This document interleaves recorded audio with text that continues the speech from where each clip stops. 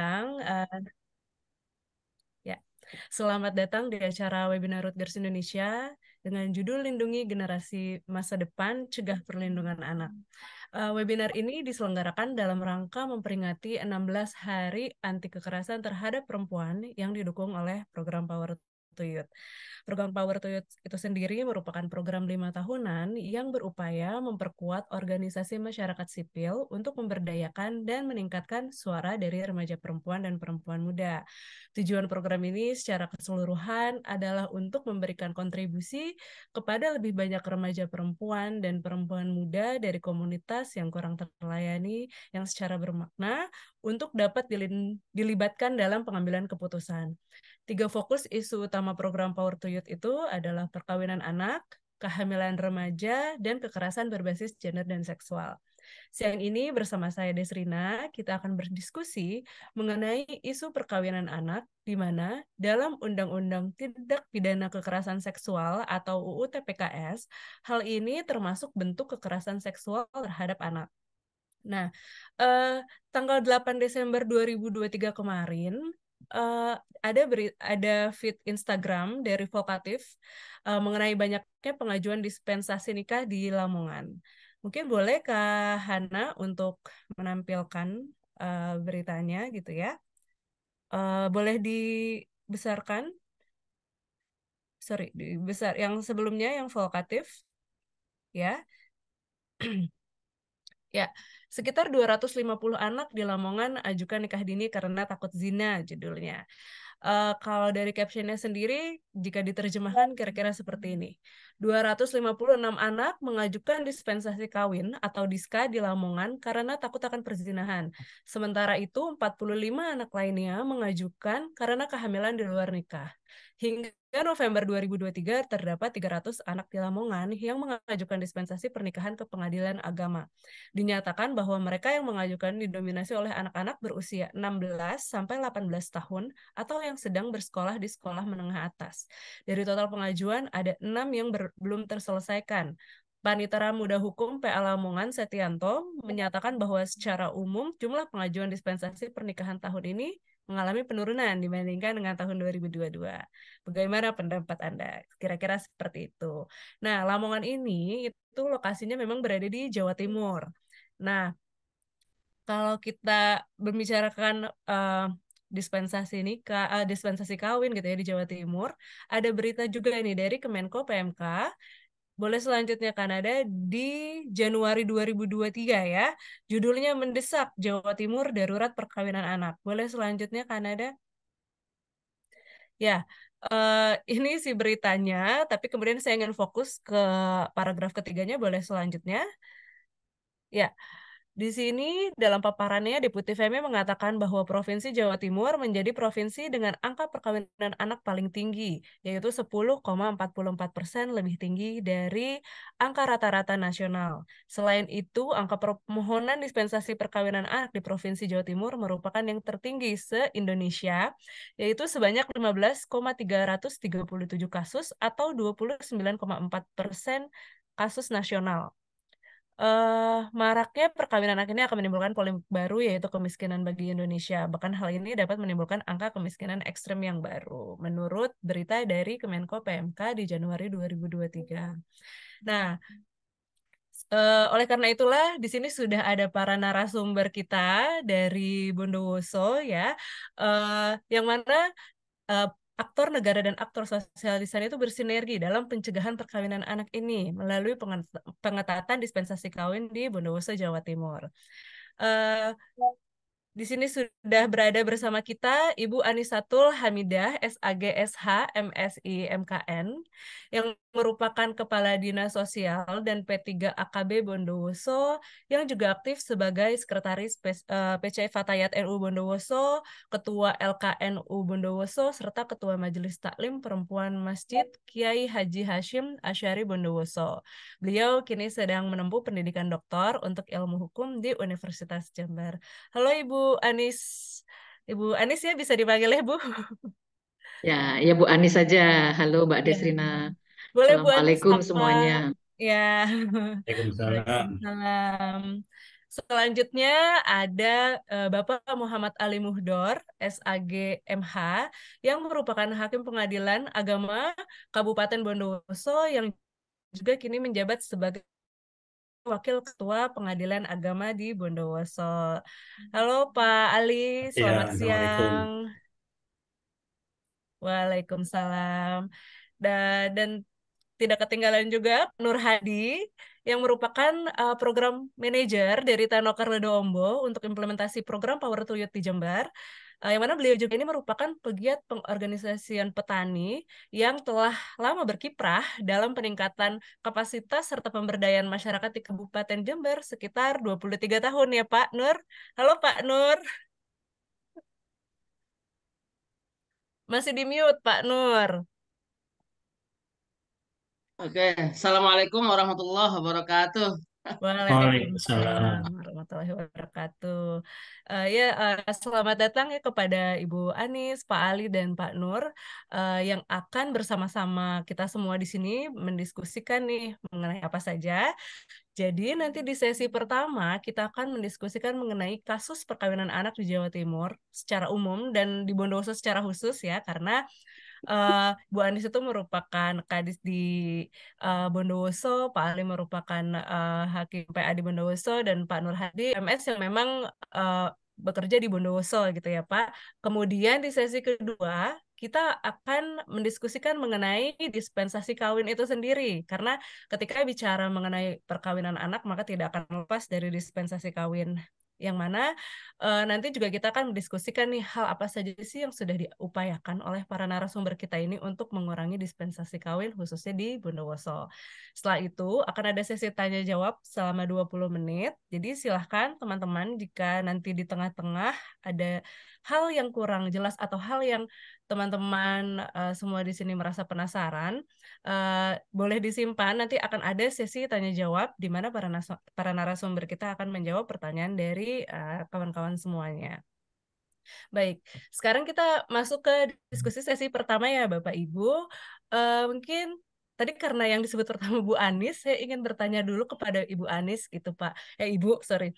Bagaimana pandangan Ibu Anis nih tadi sempat ini ya, saya munculkan berita di Volkatif gitu tentang kasus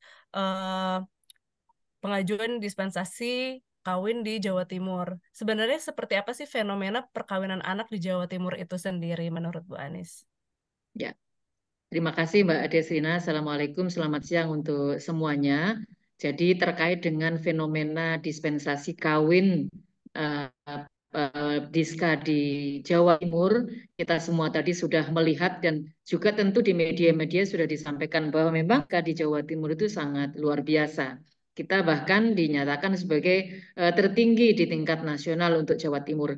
Tentu ini tidak lepas dari budaya patriarki, di mana posisi laki-laki dan perempuan, bagaimana kita tahu bagaimana budaya patriarki di Jawa Timur itu meskipun sudah bergeser sedemikian rupa, tetapi budaya masyarakat itu masih ada.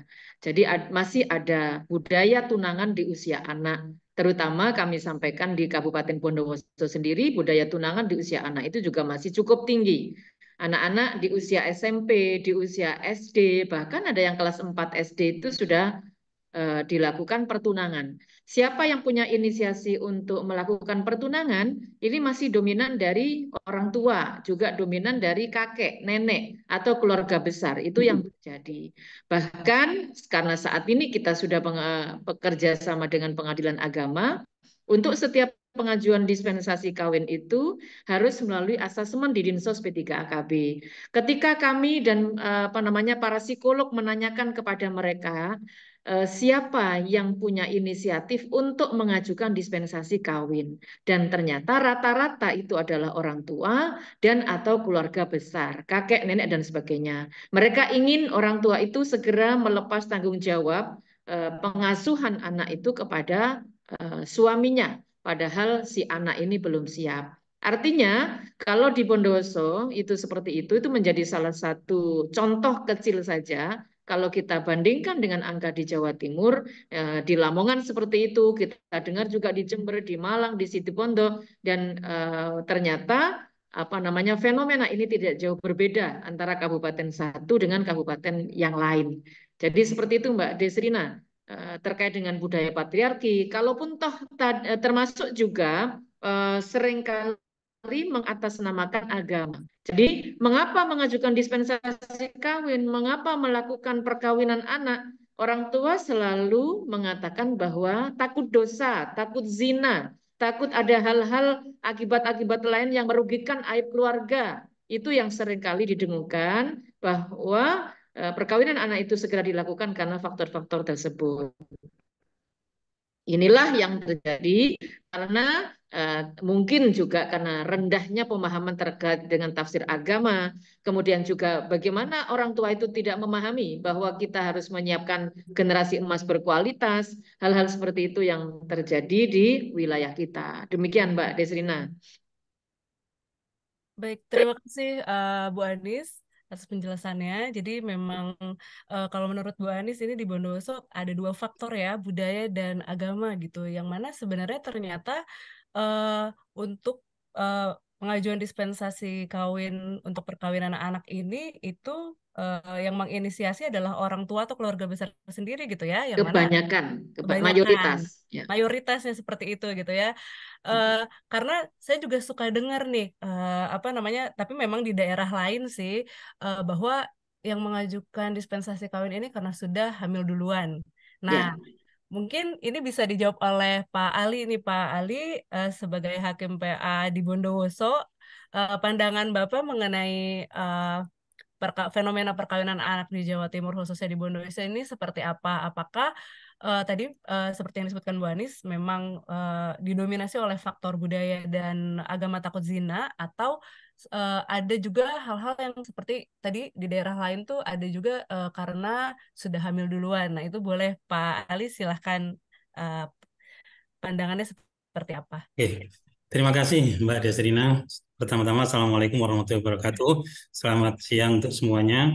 Bahwa memang fenomena perkawinan anak sejak diundangkannya, saya memandang dari peraturan perundang-undangannya, sejak diundangkannya Undang-Undang Nomor 16 Tahun 2019, memang cukup meningkat signifikan dilihat dari perkara dispensasi kawin di pengadilan agama di seluruh pengadilan agama, bukan hanya di Bondowoso, di Indonesia, khususnya di Jawa, Jawa Timur, Jawa Barat, Jawa Tengah, dan Lombok juga.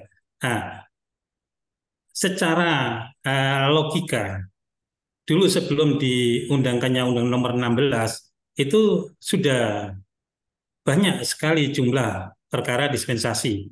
Artinya dari hitungan angka ya, banyak dalam artian hitungan angka, di mana mereka yang dapat mengajukan dispensasi untuk bisa menikah di usia dini itu adalah di bawah 16 tahun. Tapi dengan dinaikannya menjadi 19, otomatis bertambah banyak. Yang usia 16, usia 17, usia 18, otomatis harus mengajukan dispensasi kawin. Karena usia ini termasuk usia anak, masih anak, belum dewasa. Sehingga mereka melakukan perkawinan, otomatis menjadi perkawinan anak. Itu fenomena yang secara logis dari peraturan perundang-undangan. Tapi yang kedua, jangan sampai fenomena yang dianggap seperti itu kemudian akan menyalahkan peraturan perundang-undangan itu sendiri. Yang dalam artian bahwa karena dinaikkan menjadi bertambah banyak pernikahan anak. Tidak. Nah, yang perlu dipahami bahwa yang perlu ditekankan kepada masyarakat umum bahwa dinaikkannya usia batas minimal perkawinan itu adalah mempunyai tujuan.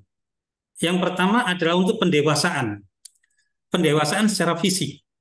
Bahwa dengan dinaikannya usia 19 tahun, itu adalah diharapkan mencapai pendewasaan secara fisik yang pertama.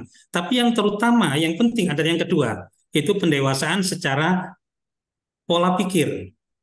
Diharapkan dengan bertambahnya usia dari 16 menjadi 19, akan bertambah juga pendewasaan pola pikir. Kalau kita merujuk pada ada dalam suatu ayat, dalam Al-Quran ini, dalam ajaran agama Islam, itu memang tidak spesifik sih, terkait perkawinan itu tidak spesifik, tapi kaitannya dengan mengurus harta anak yatim. Tapi di situ ada kaitannya antara perkawinan dengan pola pikir. Dalam surat An-Nisa itu ada di ayat 6 disebutkan wabdalul yatama hatta idza balagun nikah. Di situ ada kata hatta balaghun nikah, ya secara redaksi mempunyai arti sampai tiba waktunya usia nikah, sampai tiba waktunya untuk siap menikah. Kemudian dalam ayat selanjutnya, wa in anastum minhum rusdan fadfa'u ilaihim amwalahum.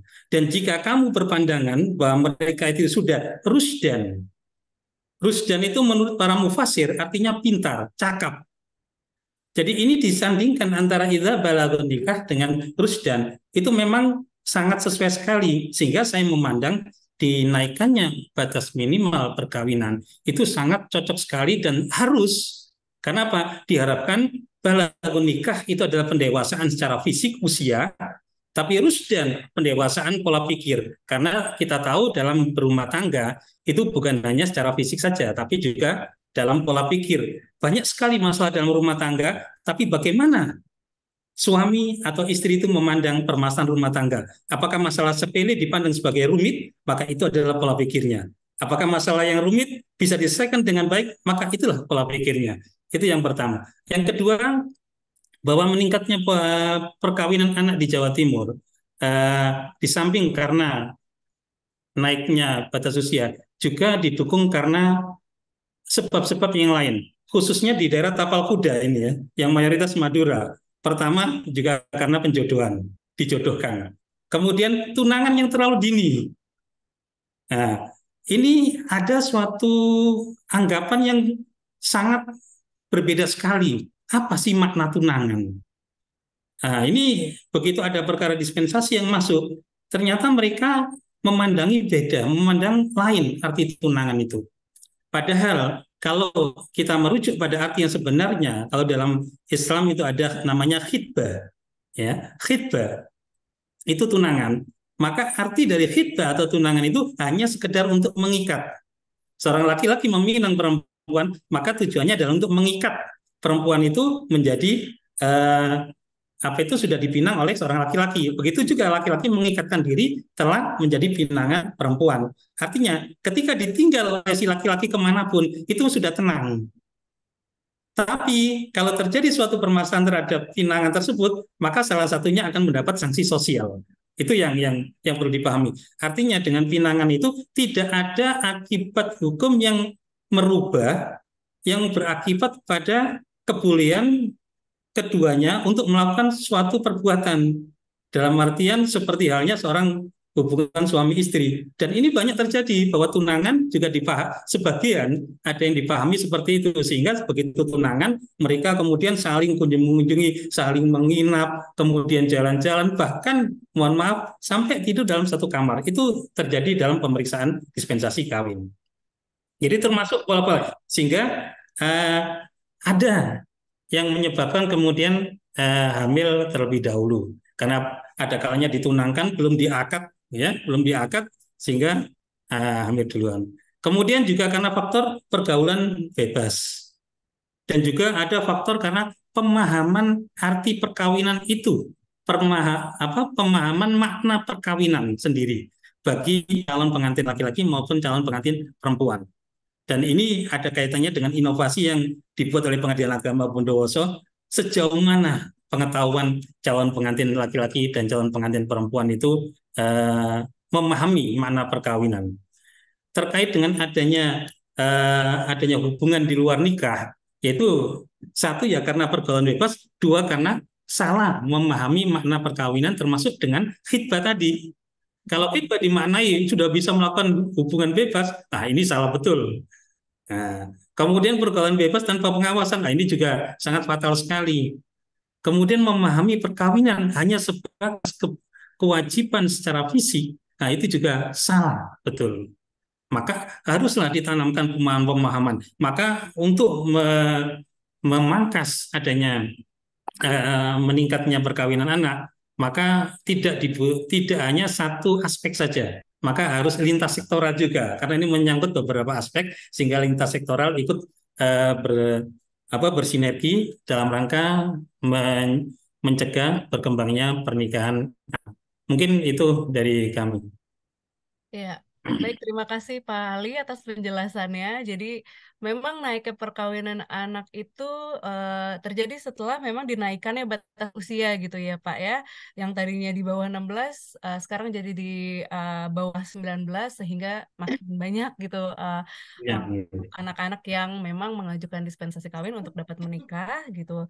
Yang mana sebenarnya kalau menurut Pak Ali ini tujuan untuk dinaikkan usia itu sudah sangat baik sekali. Tadi juga ada surat An-Nisa ayat 6 dan ayat selanjutnya ayat 7 gitu ya yang dijadikan rujukan yang mana itu sebenarnya berpengaruh. Saya sering dengar juga sih bahwa memang untuk menikah itu tidak hanya cukup balik kan, memang sudah akil dan balik, yang mana itu sesuai tadi ya, sejalan bahwa fisik dan pola pikirnya memang sudah harus berkembang terlebih dahulu begitu. Kemudian fenomena selain tadi budaya dan agama yang menjadi faktor utama juga, kadang ada yang sudah hamil di luar nikah itu karena ternyata budaya tunangan di Bondowoso atau di Jawa Timur gitu memang disalahpahami gitu ya Pak ya, maknanya dengan kalau hitbah di Islam gitu. Jadi terkadang ke sana kemari sudah berdekatan, kemudian bahkan sampai melakukan hubungan suami istri. Nah, saya dengar juga kalau tunangan ini biasanya karena belum menikah secara sah, jadinya supaya secara agama itu bisa sah, ada nikah siri dulu nih.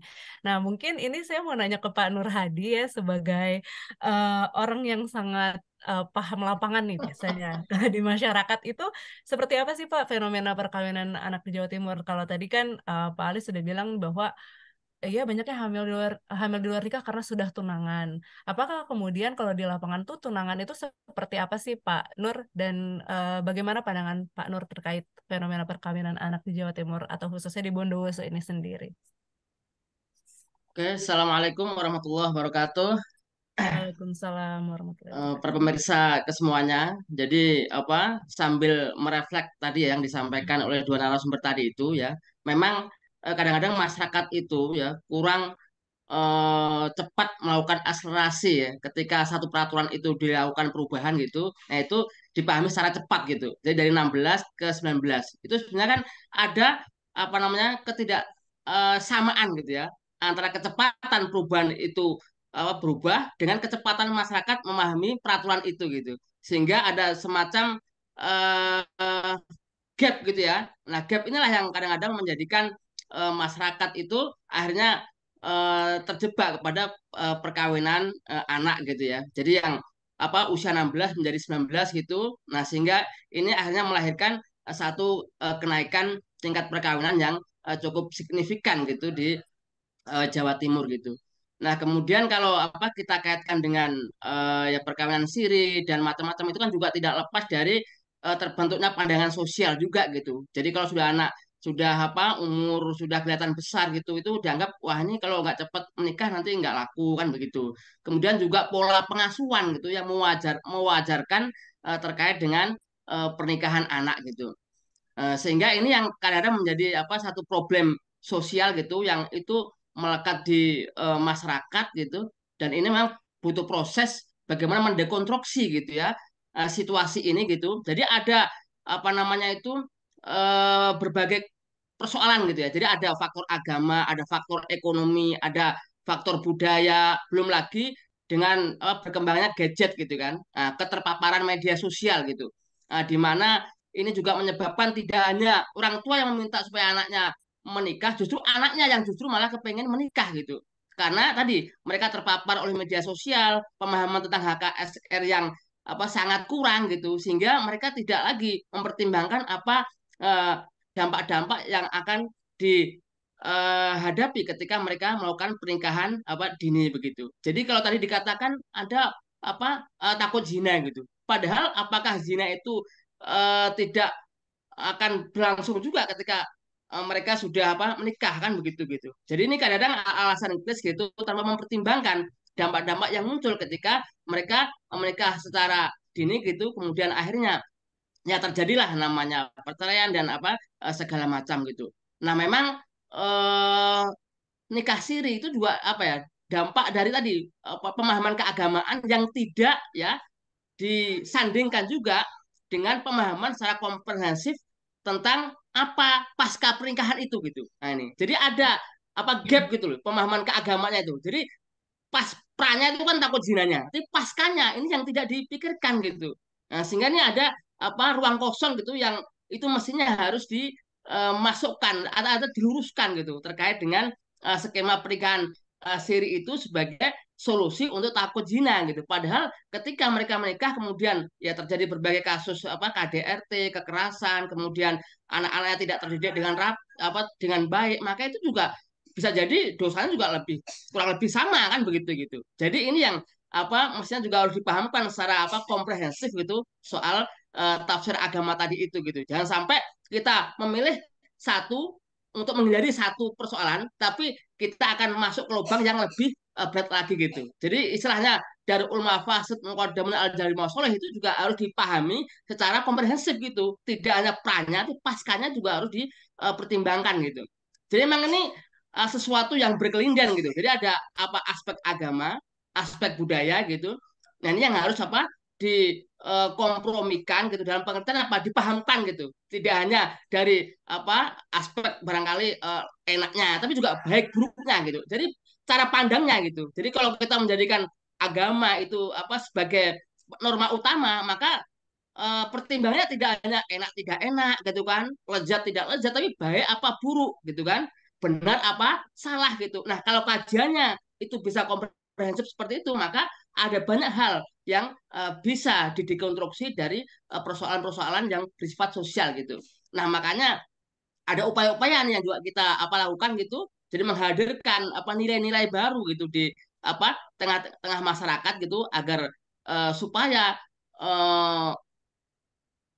pola-pola pernikahan siri gitu kan itu juga bisa pelan-pelan lah gitu bisa dihilangkan gitu, bisa dieliminasi gitu. Nah tentu nanti bisa ceritakan upaya-upaya yang sudah dilakukan, termasuk bagaimana anak-anak FAD itu mempunyai semacam kesempatan agar supaya menikah itu pada umur 21 tahun. Nah itu sebenarnya kan ingin menghadirkan cara pandang baru terhadap budaya gitu. Nah itu mestinya itu sebagai kontra nilai gitu ya, dihadirkan oleh anak-anak di tengah-tengah masyarakat supaya orang tua itu juga berpikir gitu, kenapa mesti harus ada komitmen untuk menikah pada usia 21 tahun dari kalangan FAD itu bagian dari upaya gitu ya, bahwasanya ada hal-hal yang serius yang harus diluruskan di dalam budaya kita. Jadi bagaimana kita meluruskan gitu, tadi budaya yang ada di masyarakat itu sehingga tidak lagi terperangkap pada ya tafsir-tafsir yang sesungguhnya itu merugikan buat anak-anak begitu. Nah, dan ini memang pekerjaan yang tidak mudah gitu, karena memang eh, di situ kan juga ada ekonomi rent seeking-nya gitu. Jadi memang ada ruang gelap ekonomi juga yang didapat gitu kan dari praktek-praktek itu gitu. Jadi tidak hanya soal tafsir, tapi juga ada di lingkaran ekonomi yang itu melahirkan juga keuntungan bagi pihak tertentu ketika mereka terlibat di dalam proses-proses yang demikian itu. Nah, jadi karena itu berkelindan dengan persoalan ekonomi, kadang-kadang tidak mudah juga gitu untuk menanganinya. Maka ini perlu ada proses yang komprehensif gitu. Nah, oleh karena itu maka sesungguhnya sosialisasi terkait tentang aturan itu tidak hanya itu perlu juga diperluas gitu ya, di samping juga menghadirkan tokoh-tokoh yang punya komitmen yang luar biasa terhadap tafsir-tafsir yang komprehensif yang bisa memberikan pandangan kepada masyarakat bahwasanya hal-hal demikian itu kalau dilakukan seperti nikah siri itu sungguh berdampak buruk bagi masa depan anak-anak, bahkan juga masa depan perkawinan mereka gitu. Saya pikir itu ya yang bisa saya sampaikan.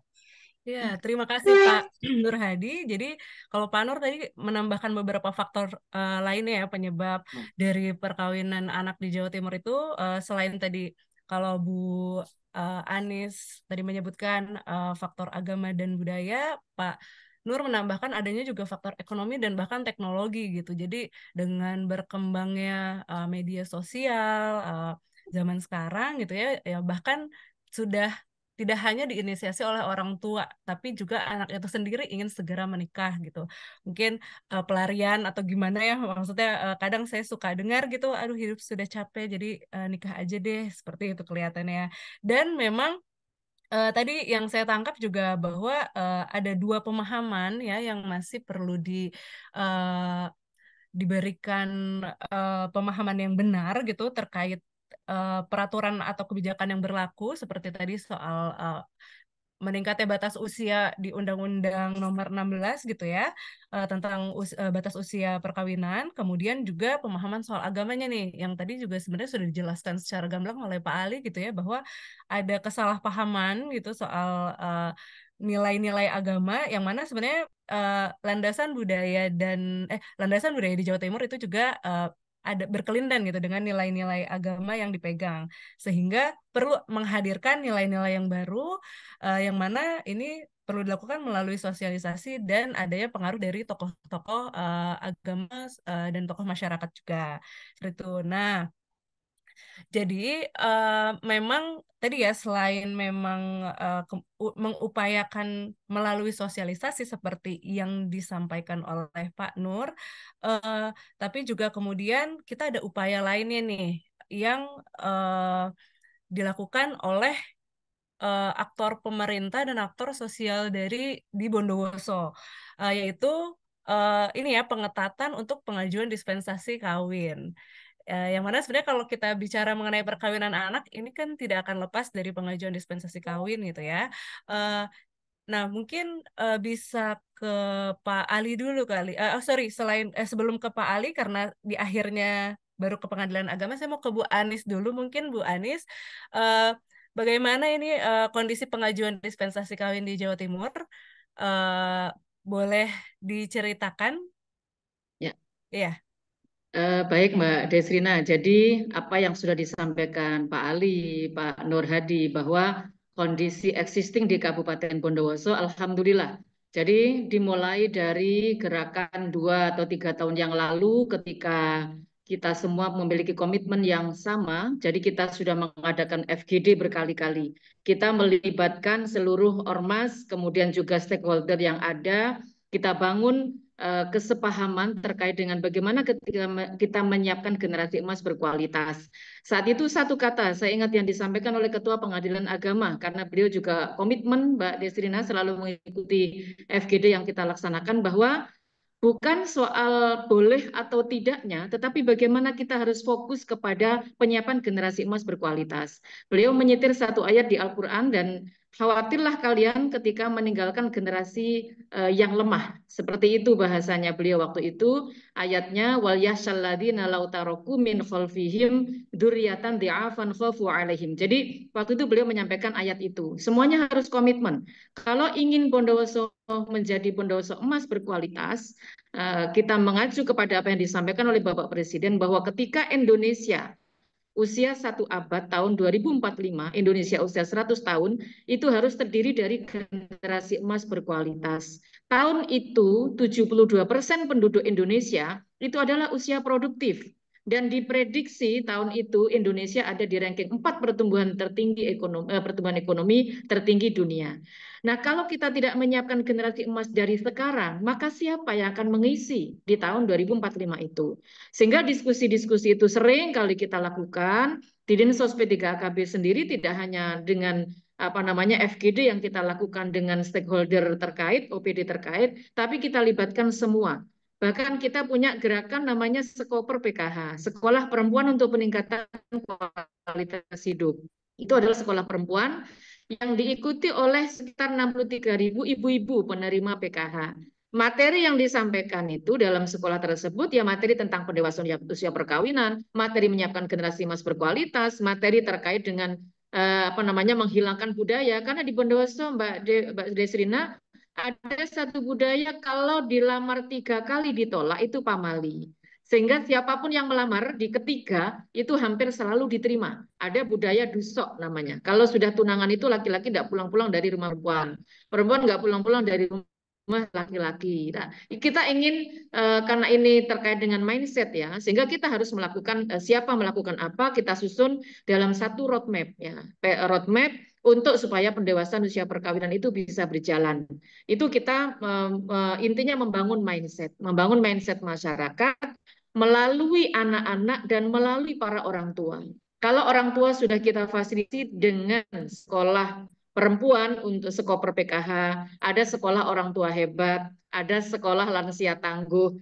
Nah, untuk anak-anaknya itu kita fasilitasi di penguatan forum anak. Terima kasih Rutgers, ini luar biasa, sudah mendampingi 4 desa, dan itu manfaatnya luar biasa, kontribusinya sangat besar, betapa 4 desa itu kemudian anak-anak di forum anak itu menyuarakan, mereka sudah mendeklarasikan, sudah deklarasi untuk tidak menikah sebelum usia 21 tahun.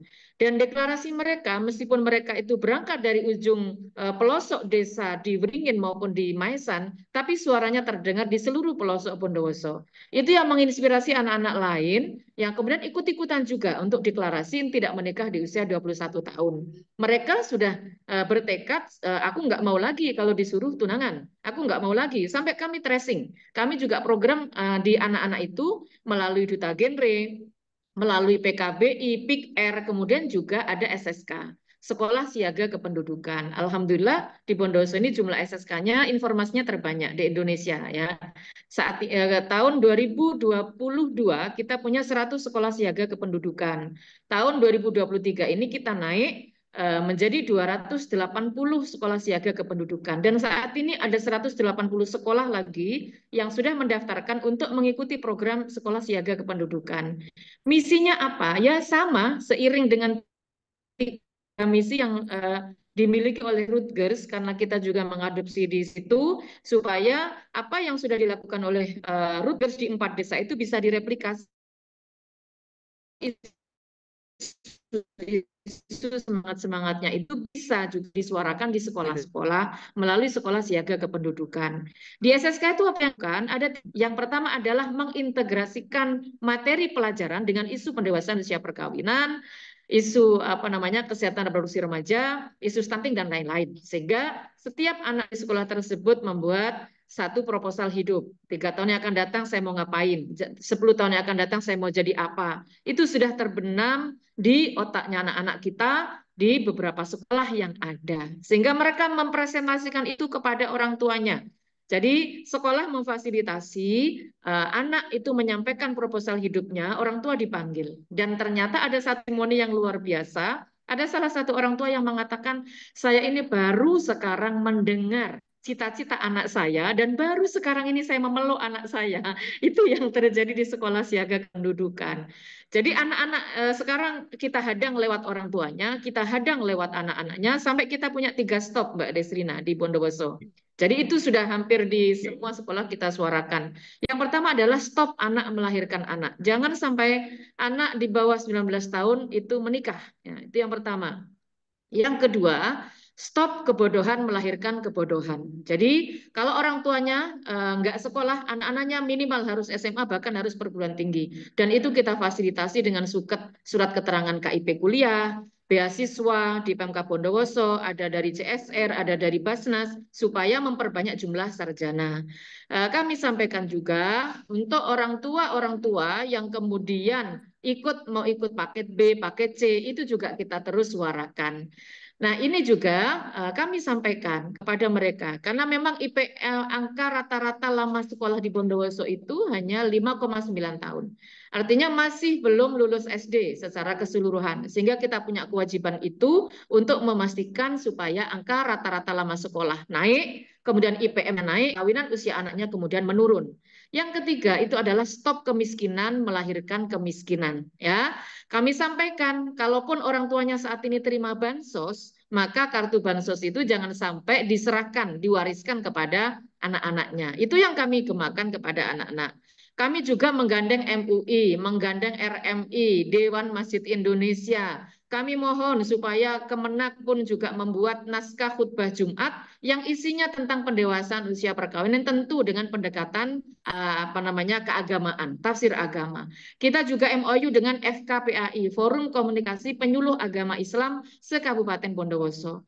Supaya itu terus yang didengungkan. Kami juga karena kita punya tim percepatan penurunan stunting di Kabupaten Bondowoso, jadi alhamdulillah semuanya kita lakukan untuk supaya bisa dikeroyok oleh semua orang. Siapa melakukan apa untuk misi yang sama. Alhamdulillah Mbak Desrina, terima kasih Pengadilan Agama. Akhirnya dalam satu FGD itu disepakati ada salah satu item dalam PKS kita dengan Pengadilan Agama ada MOU antara Pengadilan Agama dengan Bupati.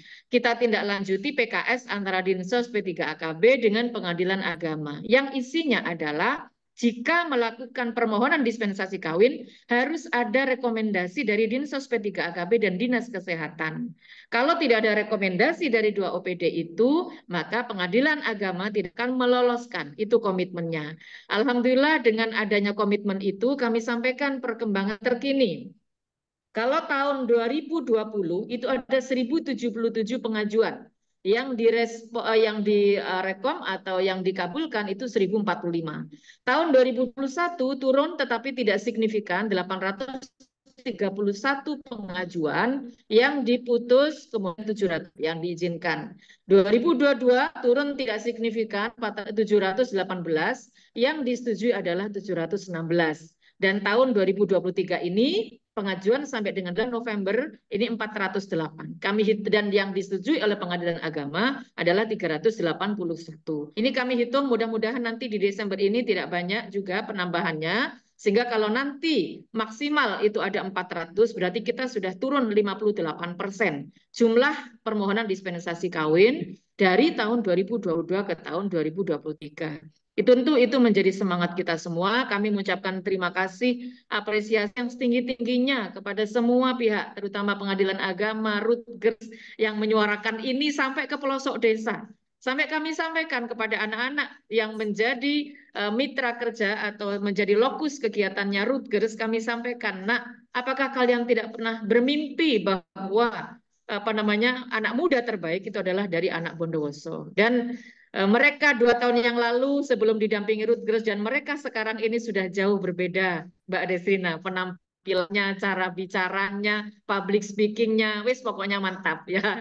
Itu yang kami alami dan kami minta kepada 4 kepala desa tersebut dan alhamdulillah sudah ada perdes tentang DRPA, tentang perlindungan anak yang juga difasilitasi Rutgers, itu kemudian menjadi satu role model, menjadi satu guidance untuk desa-desa lain untuk menirunya. Itu akan direplikasi di kecamatan-kecamatan yang lain.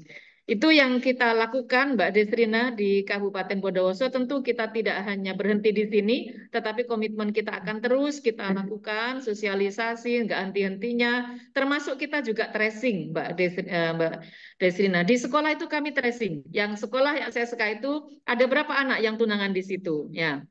Ada satu sekolah kita temukan, muridnya itu 138, yang tunangan itu 53, hampir separuhnya. Tapi kemudian anak-anak yang tunangan itu karena kita sudah tahu, kemudian diedukasi, didampingi oleh guru BK, kemudian juga didampingi penyuluh KB, didampingi oleh tim dari Rutgers juga, dari Fatayat. Kemudian juga kita panggil orang tuanya, alhamdulillah mereka kemudian membuat surat pernyataan bermaterai bahwa mereka tidak akan putus sekolah di SMK, tetapi masih akan melanjutkan di perguruan tinggi. Kami juga sudah membentuk paguyuban perguruan tinggi. Ada 11 perguruan tinggi di Kabupaten Bondowoso. Saat ini semuanya sudah membentuk PSGA, Pusat Studi Gender dan Anak, yang salah satu misi utamanya adalah untuk pendewasaan usia perkawinan dan penyiapan generasi emas berkualitas. Itu Mbak Desrina. Ya. Terima kasih. Terima kasih Bu Anis. Luar biasa sekali nih Kabupaten Bondowoso. Saya merinding tadi dengar ceritanya betapa banyak aktor yang terlibat gitu ya dalam kemudian tadi ya sempat disebut bahwa dari tahun 2022 ke tahun 2023 turun sekitar 58% gitu ya untuk pengajuan dispensasi kawin gitu. Nah, mungkin saya mau nanya dulu nih ke Pak Ali. Dispensasi kawin. Ya. Ya, tadi sempat disinggung oleh Bu Anis gitu ya bahwa ada MOU antara PA dengan Bupati dan PKS antara PA dengan Dinsos P3AKB gitu ya. Terkait dispensasi kawin tuh ada syarat rekomendasinya dari mana saja. Mungkin Pak Ali boleh cerita dari sebelum adanya MOU itu dan sesudah, apakah ada perbedaan nih untuk pola pengajuan dispensasi kawinnya gitu. Jadi kita pengen lihat nih sebelumnya seperti apa, terus kemudian setelah ada MOU dan PKS itu jadinya seperti apa, dan menurut Pak Ali apa sih faktor utama yang membuat akhirnya menurun nih angkanya? Boleh Pak Ali silahkan. Oh, oke. Baik, terima kasih.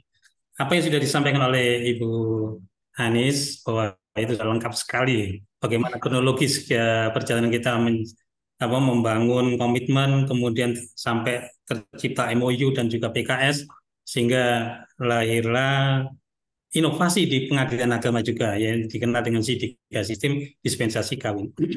Bahwa dengan adanya MOU memang drastis sekali perbandingannya itu. Kalau bisa kami share screen. Iya, boleh Kak Nada, Pak Ali. Akses. Iya.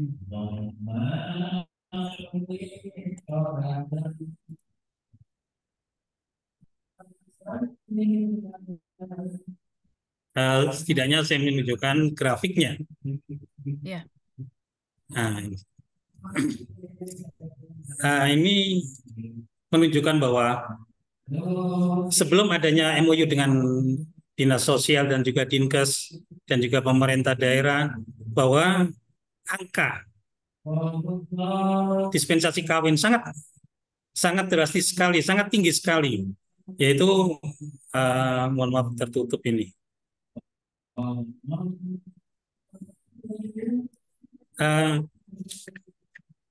Jadi sebelum diadakannya, di mana MOU itu terjadi pada bulan Juli, sebelum itu setiap bulannya itu antara 35, 26, 53, bahkan sampai 94 perkara yang diterima dalam satu bulan, perkara dispensasi kawin. Sehingga sudah dikatakan oleh Bu Anis tadi bahwa pada tahun 2022 itu perkara yang masuk dispensasi kawin dari semua usia itu bisa mencapai di atas 1.000.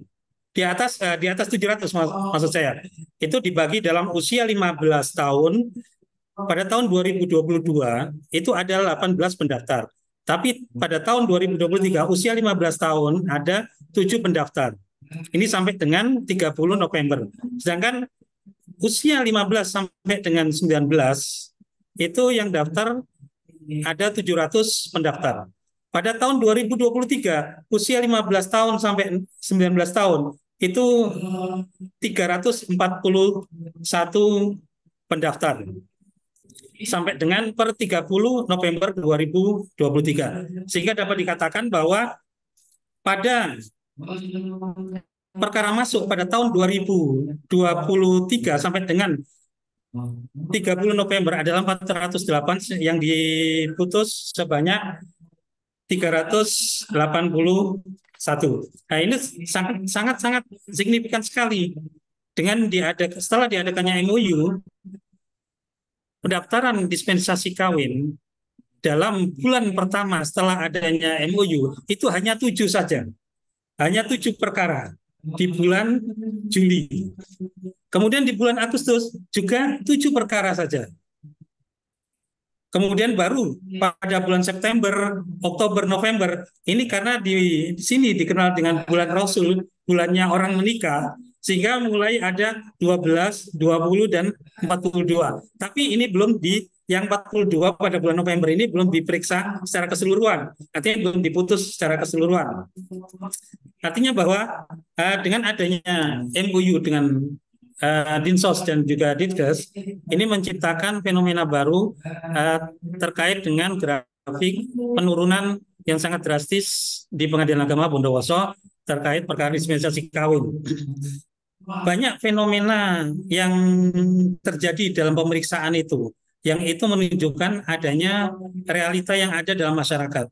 Ada kalanya mereka mendaftar memang sudah hamil, ada kalanya mereka mendaftar juga karena adanya dijodohkan, ada kalanya mereka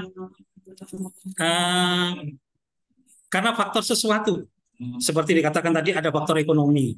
Maka faktor-faktor yang berbagai macam itu menunjukkan kompleksitas permasalahan yang ada dalam perkara dispensasi kawin. Kalau kita lihat dari perjalanan MOU, ini tidak lain dan tidak bukan diawali dari adanya Peraturan Bupati tahun 2021 nomor 153, yaitu tentang pencegahan perkawinan anak dalam rangka pendewasaan usia perkawinan. Maka dimulailah pembicaraan antara Pengadilan Agama dengan Dinsos. Dan tadi sudah dijelaskan dengan melalui forum FGD juga, sehingga tercipta MOU lintas sektoral juga dengan Dinkes, Dinas Pendidikan, dan juga Kementerian Agama. Sehingga kompleksitas lintas sektoral inilah yang menjadikan penguatan komitmen bersama di Bondowoso untuk membangun penurunan perkawinan anak. Di samping itu, Pengadilan Agama Bondowoso juga membangun dengan para ulama, para kiai, para ulama, di mana kultur di Bondowoso adalah kultur yang agamis, sehingga kita tidak bisa melepaskan dukungan dari tokoh-tokoh mereka ini dalam rangka membangun ataupun mensosialisasikan antara upaya dari pemerintah daerah yang mana bertujuan untuk menurunkan perkawinan anak. Di samping itu Pengadilan Agama dengan adanya Perma nomor 5 tahun 2019 itu esensinya, rupinya adalah juga bertujuan untuk menurunkan perkawinan anak. Maka sinergi sekali, harmonis sekali upaya apa yang dilakukan oleh Pengadilan Agama dengan Dinas Sosial dan juga Dinas Kesehatan, Dinas Pendidikan, dan juga Kementerian Agama, serta tokoh-tokoh masyarakat dan tokoh agama di sana. Maka keberlangsungan ini itu menciptakan suatu fenomena baru yang mana Pengadilan Agama Bondowoso yang sebelumnya sangat banyak sekali, sehingga dengan adanya MOU sangat banyak sekali perkara dispensasi kawinnya. Dengan setelah adanya MOU, maka turun drastis dan itu menjadi suatu fenomena yang diakui oleh satker-satker pengadilan yang lain bahwa Pengadilan Agama Bondowoso telah berhasil menurunkan angka perkawinan anak melalui penurunan dispensasi kawin. Selain itu, Pengadilan Agama Bondowoso juga mempunyai tujuan ganda terhadap perkara dispensasi kawin yang tidak bisa semuanya ditolak, pasti ada yang dikabulkan. Tapi bagaimana upaya Pengadilan Agama Bondowoso supaya perkawinan itu tetap langgeng, mempunyai tujuan sebagaimana diinginkan, itu sakinah, mawaddah warahmah. Oleh karenanya Pengadilan Agama Bondowoso membuat suatu inovasi, itu uji kelayakan catin. Jadi tujuannya adalah sejauh mana pemahaman calon pengantin laki-laki dan calon pengantin perempuan itu terhadap makna perkawinan. Itulah yang saya katakan di awal bahwa ketika dalam persidangan dia ditanya, apa sih kewajiban suami? Yang mereka pahami adalah kewajiban secara materi. Kewajiban secara materi. Sehingga sepanjang kewajiban mereka dapat dilaksanakan secara materi, seakan-akan mereka sudah terbebas dari kewajiban. Padahal kewajiban yang utama dari seorang suami itu adalah mendidik dan mengarahkan. Sebagaimana dijelaskan banyak ayat dalam Al-Quran, ku anfusakum wa ahlikum naro, jauhilah dirimu dan keluargamu. Nah, yang diperintah ini adalah suami. Atau laksanakanlah sholat dan bersabarlah. Dan ini yang diperintah adalah suami. Karena suami kemudian memerintahkan kepada anak dan istrinya. Inilah yang perlu dipahami bahwa kewajiban dari seorang suami bukan hanya materi tapi juga ada mendidik dan mengarahkan. Maka mereka ketika ditanya kewajiban nafkah lahir dan batin, nafkah batin yang dipahami hanya satu itu saja. Padahal nafkah batin termasuk adalah mengarahkan, mendidik, ya, memberikan ketenangan, itu adalah termasuk nafkah batin, bukan hanya hubungan seksual saja, tapi lebih jauh dari itu. Nah, inilah tujuannya uji kelayakan itu adalah untuk mengetahui sejauh mana pemahaman catin laki-laki calon pengantin perempuan itu terhadap makna perkawinan. Yang imbasnya ini adalah bermanfaat bagi hakim yang menyidangkan itu fokus penasehatannya ke arah yang mana. Tidak melantur kemudian semua sepanjang apa yang sudah dipahami maka itu kita sekilas saja. Maka fokus kepada apa yang belum mereka pahami. Sebagai gambaran, bentuk uji kelayakan itu seperti kuesioner. Jadi banyak pertanyaan sejauh mana pemahaman dari mereka terhadap makna perkawinan, termasuk kewajiban suami, kewajiban istri, bagaimana sikap seorang istri ataupun suami kepada mertuanya.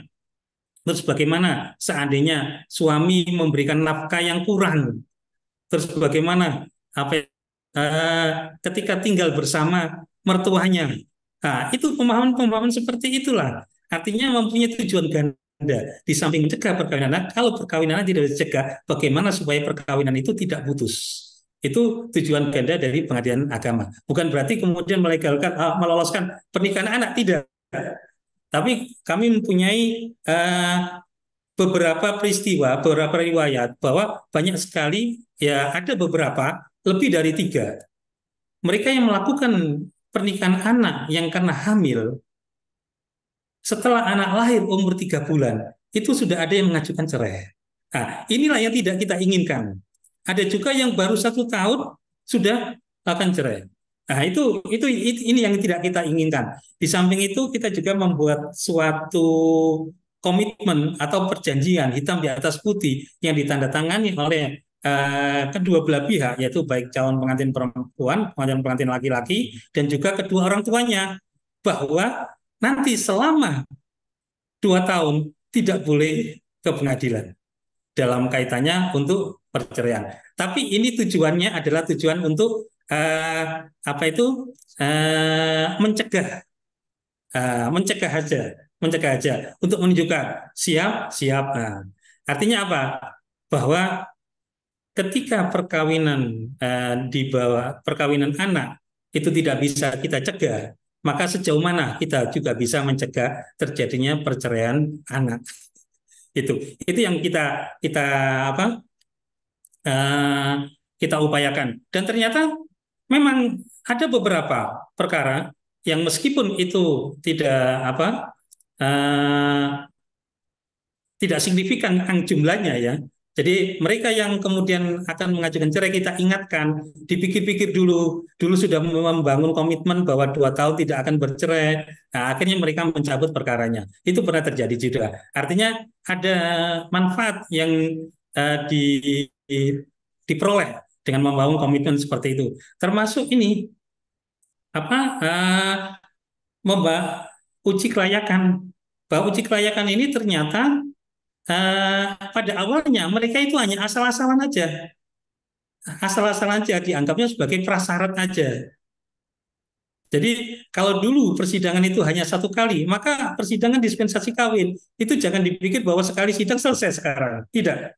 Ya, seperti yang dikatakan oleh Bu Anies bahwa ketua Pengadilan Agama, itu juga komitmen dengan jajarannya untuk bagaimana kita memperketat ya pendaftaran pengajuan permohonan pernikahan dispensasi kawin ini dengan harapan jumlah perkara dispensasi kawin termasuk ya khususnya di Bondowoso itu bisa menurun seiring dengan meningkatnya pemahaman masyarakat terhadap makna perkawinan. Dengan begitu, insya Allah nanti tanpa ada sosialisasi, begitu mereka dengan memahami makna perkawinan, mereka akan bisa dengan legowo akan menunda perkawinan dininya. Mungkin itu Mbak Destriana yang bisa disampaikan. Ya. Terima kasih Pak Ali, luar biasa sekali ya. Ada terobosan nih soal uji kelayakan Catin juga ya kalau dari Pengadilan Agama gitu. Tadi seperti di awal Bu Ani sempat menyebutkan bahwa untuk mengajukan diska itu perlu ada rekomendasi dari Dinsos P3AKB dan Dinkes. Kemudian juga setelah sampai ke Pengadilan Agama ada uji kelayakan Catin, yang mana sebenarnya ketiga syarat ini bukan prasyarat biasa yang mungkin awalnya dikira hanya main-main gitu ya, tapi memang ini serius gitu. Serius dinilai apakah memang sebenarnya pasangan anak ini layak untuk menikah pada usia tersebut atau tidak gitu ya. Kalau lihat seperti itu. Iya. Oke, terima kasih Pak Ali. Sekarang mungkin saya mau ke Pak Nur nih. Dari tadi ya Pak Ali dan Bu Ani sudah menyampaikan gitu mengenai upaya kolaborasi dan sinergisitas yang dibangun, dijalankan gitu ya untuk bisa dapat mengupayakan penurunan perkawinan anak ini yang tidak lepas dari pengajuan dispensasi kawin. Eh, Kalau dari Pak Nur nih sebagai perwakilan organisasi masyarakat sipil gitu ya OMS, eh, kira-kira ketika kemudian eh, antara aktor-aktor kunci ini berkolaborasi, eh, apa sih tantangan yang dihadapi gitu, baik misalnya dari Pemdanya sendiri atau dari aktor masyarakatnya sendiri, itu seperti apa Pak Nur? Ya, jadi memang apa namanya dalam proses kolaborasi ini kan tentu tidak terlepas dari apa tantangan dan apa hambatan gitu ya. Jadi Ya, memang situasi yang kita hadapi di Bondowoso dalam konteks bagaimana kita membangun kerjasama sehingga munculnya eh, apa namanya MUU ini sehingga angka diska itu menjadi turun sangat drastis gitu. Ini patut kita syukuri gitu. Namun demikian juga yang perlu apa kita antisipasi bagaimana supaya aturan ini itu juga tersemaikan di tingkat grassroots gitu ya, di tingkat masyarakat, di tingkat tokoh agama gitu. Dengan tadi persoalan yang disampaikan oleh Bu Anies gitu kan, bahwasanya faktor budaya, kemudian juga bagaimana apa faktor sosial, gadget apa dan macam-macam. Ini kan juga sesuatu yang mempengaruhi ya terkait dengan pernikahan anak gitu ya, kemudian pernikahan siri gitu. Nah ini supaya ada eh, ketersambungan gitu. Jadi ada paralisme gitu ya antara turunnya angka pengajuan diska gitu ya dengan tingkat pemahaman masyarakat gitu. Artinya apa? Turunnya itu juga dibarengi dengan bahwasanya oh memang menikah di usia dini itu menjadi persoalan gitu buat apa orang muda gitu. Nah ini kalau nanti bisa dipahamkan melalui tokoh-tokoh agama, tokoh masyarakat gitu yang itu semua ada di Kabupaten Bondowoso ya, tidak hanya di kota tapi juga di pelosok-pelosok desa dan tentu kita yang menjadi eh, agen-agen sosial ya dari OMS yang kita bergerak di 4 desa itu tentu kita akan berusaha untuk mengamankan gitu ya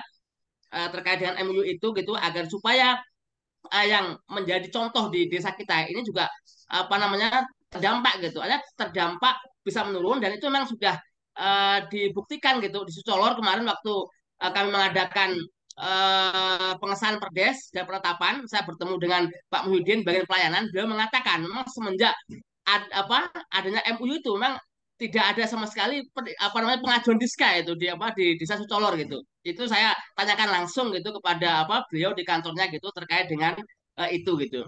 Namun demikian memang uh, persoalan hamba tentu ini bagaimana supaya MUU ini gitu yang saya sampaikan tadi itu bisa tersosialisasikan secara merata gitu. Artinya memang sebangun ya segaris dengan pemahaman masyarakat terkait dengan persoalan-persoalan yang tadi kita sampaikan gitu apakah dengan secepat itu terjadi perubahan gitu jangan sampai umama menurun tapi sirinya meningkat gitu nah ini juga perlu ada apa namanya penelitian juga gitu ya angka penurunan itu juga apakah juga segaris dengan apa namanya penurunan nikah siri gitu itu juga perlu juga dilakukan satu penelitian gitu supaya kita tidak menemukan apa angka semu kan begitu ini penting gitu ya untuk apa namanya refleksi kita juga gitu ya karena hal demikian itu juga akan membangun kualitas di dalam implementasi daripada kebijakan yang ada gitu. Tapi ini sesuatu yang apa luar biasa, tentu ini perlu dibarengi tadi itu gitu. Jadi supaya kita juga bisa membangun pemahaman masyarakat, tapi juga kita melakukan tadi upaya-upaya mitigasi gitu ya. Ini bagaimana gitu dengan menurunnya angka diska, apakah juga meningkatkan angka apa nikah siri. Nah ini yang harus juga apa kita gali data-datanya di lapangan mungkin ini perlu ada kerjasama multi pihak gitu ya dari ya mungkin kalau dari aparatur pemerintah bisa dari KUA macam-macam ini bagaimana nih fenomena ini gitu nah kalau itu apa bisa kita dapatkan data yang valid gitu ya bahwasanya memang angka diska menurun siri juga semakin menurun maka ini kita syukuri luar biasa gitu sehingga ini tidak ada migrasi gitu ya dari migrasi pernikahan gitu dari yang apa namanya formal menjadi yang non yang tadi yang siri-siri tadi itu juga tidak makin menggelembung gitu apa namanya angkanya. Tapi ini kan nggak bisa kita apa namanya hadirkan gitu. Nah ini tantangan maksud saya gitu. Jadi tantangan nih. Karena ini kan soal tadi apa adat budaya yang kita samakan tadi itu adalah problem-problem yang melekat di apa masyarakat gitu.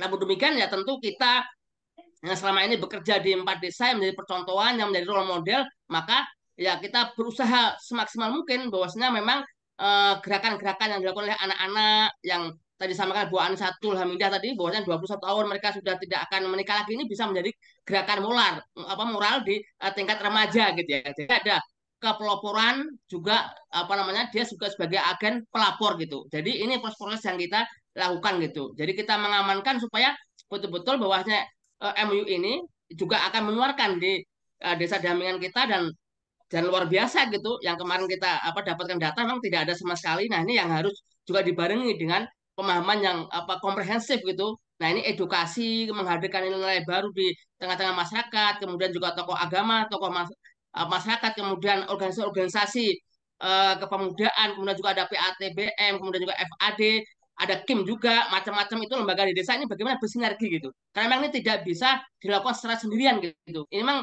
satu gerakan massal dan memang prosesnya ini juga apa namanya luar biasa gitu. Nah, kemudian juga yang perlu juga apa ya kami tawarkan juga ya, kan sering juga itu di masyarakat itu. Kenapa kita masih menyiapkan diska? Karena itu ada masyarakat ada tanya begitu gitu kan. Gitu. Kalau kita ini udah capek-capek gitu kan apa untuk sosialisasi apa nggak boleh pernikahan tapi masih ada ruang-ruang darurat seperti itu gitu.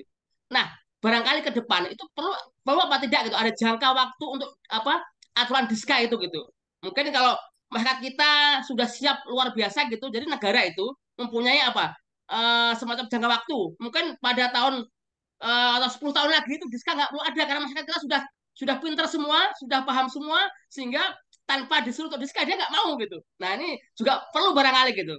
Karena kita juga muncul juga di masyarakat tuh aturan diska itu harus dihilangkan gitu kan. Nah mungkin ini perlu juga diwacanakan pemerintah itu mungkin ya pemerintah apa di pusat juga gitu. Nah apakah aturan diska itu akan menjadi permanen atau perlu juga ada jangka waktunya gitu seiring dengan upaya-upaya kita di grassroots di masyarakat yang multi pihak itu sehingga masyarakat paham gitu memang apa menikah itu harus pada apa usia yang cukup umur 19 tahun ke atas lah gitu. Nah ini menjadi pekerjaan kita juga gitu ya. Hal-hal penting yang apa demikian itu gitu. Saya kira itu Mbak Destina gitu. Ya, Terima baik. kasih. Terima kasih, Pak Nur. Luar biasa sekali ya, tadi ya. Memang tantangannya adalah adat dan budaya itu sendiri gitu.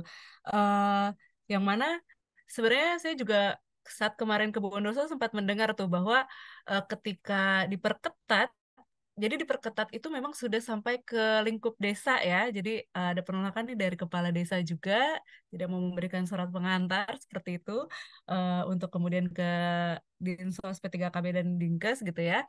Tapi kemudian ketika tidak bisa mengajukan diska secara formal, anak-anak ini kemudian diarahkan ke perkawinan non formal atau pernikahan siri gitu ya, yang mana ketika di Bondowoso diperketat ini ada yang lari ke desa sebelah gitu saya dengar kemarin di kabupaten sebelah. Eh, jadi memang setuju sekali tadi eh, apa namanya masukannya Pak Nur gitu ya, memang perlu ada penelitian nih apakah memang sebenarnya penurunan angka diska ini sejalan gitu dengan penurunan angka perkawinan siri atau jangan-jangan turunnya angka diska ini malah meningkatkan angka pernikahan siri. Dan tentunya kembali lagi tadi ya, bagaimana memahamkan masyarakat gitu mengenai eh, makna pernikahan sesungguhnya seperti tadi sudah dijelaskan panjang lebar oleh Pak Ali gitu ya. Apa namanya tidak hanya sekedar materi saja tapi ada juga yang lainnya gitu. Dan tentunya menghadirkan nilai-nilai baru di tengah masyarakat gitu, supaya mereka dengan tidak adanya aturan diska sendiri sudah paham gitu bahwa untuk uh, menikah di usia anak itu lebih banyak mudaratnya daripada manfaatnya seperti itu ya. Oke, baik. Sekarang mungkin kita bisa masuk ke sesi tanya jawab. uh, Waktunya sebenarnya sudah tinggal sedikit lagi. Tapi di sini kita dari yang di chat dulu ya. Di sini ada Zem NTB yang raise hand, tapi kita cek yang di chat dulu. Di sini ada pertanyaan untuk Pak Ali, untuk pengadilan agama. Bagaimana agar pengadilan agama tidak terkesan membuka keran dispensasi nikah? Apakah ada aturan yang diperlukan untuk menegakkan ini, atau yang diubah adalah persepsi masyarakat untuk tidak menikahkan anak yang kandung hamil duluan? Boleh, Pak Ali? Oke, terima kasih. Eh, bahwa yang pertama kita pahami bahwa eh, banyaknya perkara dispensasi kawin itu bukanlah masalah usia saja pada dasarnya. Ya, banyaknya perkara dispensasi kawin itu bukanlah masalah terkait pembatasan usia saja, tapi ada beberapa masalah yang sebagaimana dikatakan tadi, ada faktor budaya, faktor ekonomi, karena faktor pemahaman nilai-nilai agama yang kurang sehingga meningkatkan adanya pernikahan orang mendaftar dispensasi kawin. Nah, terkait hal ini bahwa kalau kita merujuk pada Perma nomor 16 2019 yaitu terkait tata cara itu menyidangkan perkara dispensasi kawin, bahwa persyaratannya sebenarnya adalah cuman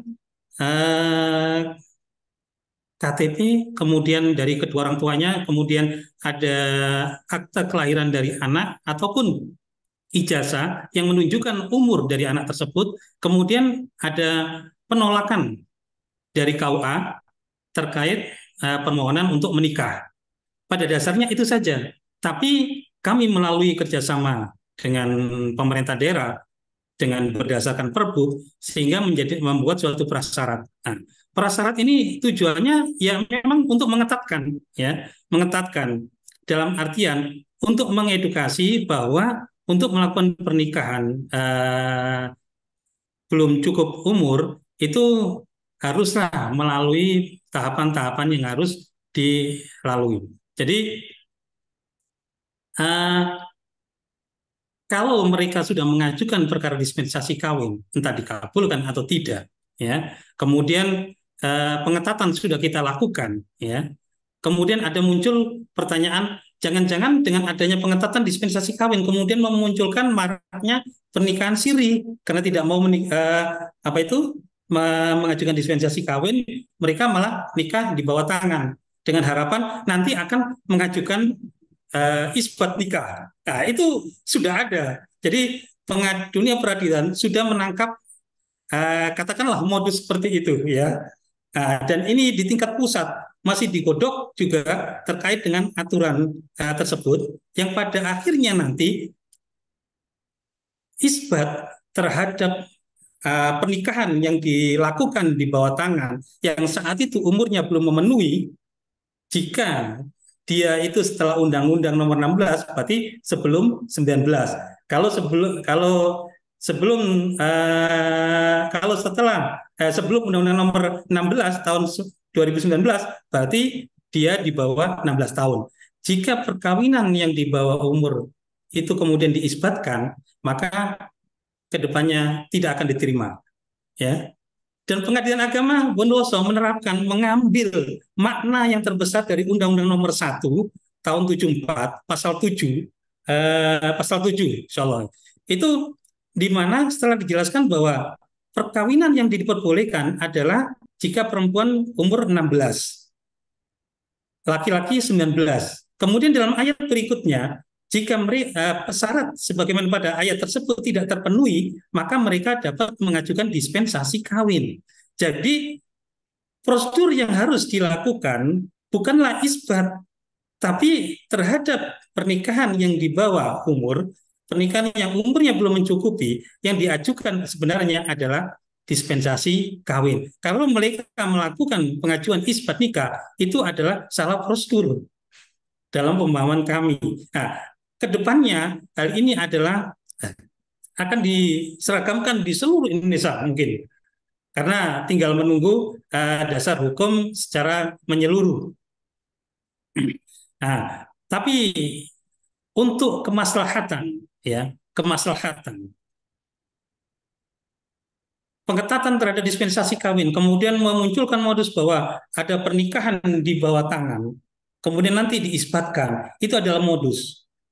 modus. Kenapa saya katakan begini? Karena kalau kita merujuk kepada asal muasal adanya isbat nikah, ya, ada asal muasal isbat nikah, kemudian asal usul anak, ya. Jadi kalau isbat nikah itu pada awalnya pengadilan agama diperkenankan memeriksa isbat nikah itu hanya untuk perkawinan yang terjadi sebelum tahun 74. Jadi sebelum adanya Undang-Undang Nomor 1 tahun 74 pada awalnya. Tapi pada kenyataannya, realita di masyarakat banyak sekali perkawinan masyarakat yang terjadi di bawah tangan setelah tahun 74. Maka pengadilan agama diperkenan memeriksa isbat nikah terkait hal tersebut. Bahkan sempat kebablasan, ya. Ada semua perkara yang pernikahan di bawah tangan diisbatkan, meskipun itu pernikahan kedua. Artinya apa? Kalau pernikahan kedua berarti kan isbat poligami. Itu sempat dulu pernah kecolongan seperti itu. Akhirnya keluarlah perma yang mengatur tidak boleh pernikahan isbat nikah atas pernikahan yang kedua. Itu tidak boleh. Sampai sekarang tidak boleh. Jadi tidak ada ruang ataupun pintu untuk mengisbatkan pernikahan yang kedua. Itu tidak ada. Tidak bisa. Nah, maka kalau kita kembalikan kepada situ, maka isbat nikah adalah tujuannya untuk menikahkan pernikahan yang pertama. Nah, terkait dengan asal-usul anak ini ada. Kenapa pengadilan agama diberikan kewenangan untuk memeriksa, menangani perkara asal-usul anak? Ini adalah anak itu adalah memiliki fitrah, ya, suci. Tidak ada anak ingin dilahirkan, ya. Anak yang ingin dilahirkan, anak yang memang karena keinginan orang tua. Maka kelahiran anak ini yang atas perkawinan orang tuanya yang tidak terdaftar, tidak tercatat, ataupun mohon maaf karena hubungan di luar nikah sampai anak kemudian lahir, maka solusi supaya anak tersebut jelas apa itu siapa nama bapak, siapa nama ibunya secara tercatat, maka ada pengadilan agama diberikan wewenang untuk menangani perkara asal-usul anak. Nah, kaitannya dengan isbat tadi, bahwa perkawinan yang di bawah tangan, kemudian yang mana itu terjadi sebelum anak tersebut cukup umur, ya, sebelum cukup umur, masih di bawah umur, sebelum 19 tahun, maka perkawinan tersebut isbatnya tidak dapat diterima, maka solusinya jika ada anak, maka anak diajukan melalui asal-usul anak untuk untuk mengetahui kejelasan secara tercatat bahwa nanti di dalam akte kelahirannya akan tertulis nama bapak bernama ini dan nama ibu bernama ini. Jadi sifatnya adalah administratif untuk menunjukkan bahwa si A seorang anak itu anak dari bapak si A dan ibu si B. Tujuannya bahwa hak asasi anak adalah untuk diketahui siapa nama bapaknya dan siapa nama ibunya. Nah, makanya ke depan bahwa kalau ada orang kemudian malas mengajukan dispensasi karena dipersulit, diperketat, kemudian nikah di bawah tangan, kemudian akan mengajukan isbat, wah itu nanti bisa istilahnya dia akan bertambah runyam permasalahannya. Maka dengan seketika kalau memang dispensasi, ya ikuti alur prosedur itu dan ikuti pola-pola yang ada, dan tujuannya itu bukanlah untuk mempersulit, tapi tujuannya adalah mulia, untuk mendidik, mengedukasi masyarakat ataupun anak-anak yang masih di bawah umur dalam melakukan perkawinan. Dengan harapan perkawinan adalah suatu lembaga yang sakral, dengan begitu maka dipahami bahwa perkawinan itu adalah satu untuk selamanya. Satu untuk selamanya. Dan itulah yang harus, karena ketika seorang catin akan ditanya, apa sudah mantap dengan pilihannya? Mantap. Sampai sebesar berapa keyakinannya? 100%. 100%-nya sampai apa? Sehidup semati. Tapi begitu menjalani perkawinan, 2 tahun, 3 tahun, muncul masalah, sudah tak kuat, sudah nggak kuat. Istilahnya apa di kalangan masyarakat Madura, ketika dia mau nikah, mereka mengatakan nikah pun jodoh nah. Nikah pun jodoh nah. Tapi ketika ada masalah sudah nggak kuat ke pengadilan agama, dia mengatakan sobung jodoh nah, sobung paste. Nah, sehingga seakan-akan pemahaman dari mereka terkait dengan jodoh. Siapa sebenarnya yang menentukan jodoh itu? Nah, ini kan pemahaman dari nilai-nilai agama yang perlu ditekankan kepada masyarakat. Sehingga dengan seperti saya katakan, kalau masyarakat sudah memahami nilai-nilai agama terkait dengan arti perkawinan, makna dari perkawinan itu sendiri, itu akan dengan sendirinya mereka akan memahami, oh iya, perkawinan adalah mitsaqun ghalidha. Dan ini bukan suatu yang main-main. Bukan hanya kemudian karena sudah bekerja secara materi, tadi saya katakan pemahamannya, jadi kalau sudah bisa melaksanakan kewajiban secara materi akan menikah. Nah, bukan hanya sekedar itu, ya, tapi lebih jauh. Ada pemahaman-pemahaman bagaimana sebagai seorang suami dari sisi agama, bagaimana pemahaman sebagai seorang istri dari sisi agama. Sehingga dengan pemahaman yang apa? Yang menyeluruh terhadap makna perkawinan, mereka akan bisa memahami apa sih tujuannya dispensasi kawin itu, apa sih tujuannya dibatasinya minimal batas usia minimal perkawinan itu, sehingga mereka akan sadar dengan sendirinya, insya Allah diharapkan akan menurun dengan sendirinya. Tapi aturan-aturan, syarat-syarat untuk dispensasi tetap ada untuk mengantisipasi yang lain-lainnya. Demikian Mbak Desri. Ya, terima kasih Pak Ali. Berarti memang sebenarnya sudah benar-benar diperketat gitu ya dari Pengadilan Agama khususnya di Bondowoso gitu. Yang mana mungkin ketika mengajukan dispensasi nikah disitulah Catin ini kemudian diedukasi gitu ya, dididik gitu bahwa tidak semudah itu. Dan jika memang kemudian sudah kadung hamil duluan, itu bisa mengajukan saja asal-usul anak untuk kejelasan di akta seperti itu ya Pak ya. Karena tadi sudah disebutkan oleh Pak Ali bahwa tidak ada lagi yang namanya isbat setelah adanya UU nomor 1 tahun 74 kecuali dengan kasus-kasus tertentu. Nah, sebenarnya kita waktunya sudah hampir habis, tapi sini masih ada 2 pertanyaan lagi. Tapi mudah-mudahan operator boleh ya kita 1 pertanyaan lagi, ini penting. Eh, Mungkin untuk Kak Zem NTB yang raise hand bisa diketik saja di chat. Nanti kita tampung. Nanti jawabannya kalau boleh nanti jawabannya kita akan kirim ke Kak Zem NTB. Jadi tolong juga nanti berikan informasi alamat email atau nomor HP gitu ya ke Rutgers Indonesia, ke operatornya. Di sini saya hanya akan membacakan 1 pertanyaan lagi. Jadi kalau dari paparan narasumber yang lain, kan penyebab perkawinan anak kurang lebih ada faktor ekonomi, lingkungan, dan minimnya literasi HKSR. Saya melihat kondisi tersebut tidak match dengan penjelasan Pak Ali mengenai tata cara memutuskan dispensasi kawin yang ditanya ke anak seputar peran istri suami. Alih-alih menanyakan misalnya salah satunya tentang pengetahuan HKSR, seperti apakah anak tahu kalau dampak perkawinan anak dapat berbahaya secara biologis bagi khususnya anak perempuan. Sehingga saya ingin menanyakan bagaimana dalam pengalaman Pak Ali dispensasi kawin ini benar-benar dilakukan dengan mengutamakan kepentingan anak. Apalagi tadi sempat diberitahukan kalau anak diminta untuk tanda tangan, yang mana kita tahu anak belum matang secara umur untuk memberikan persetujuan.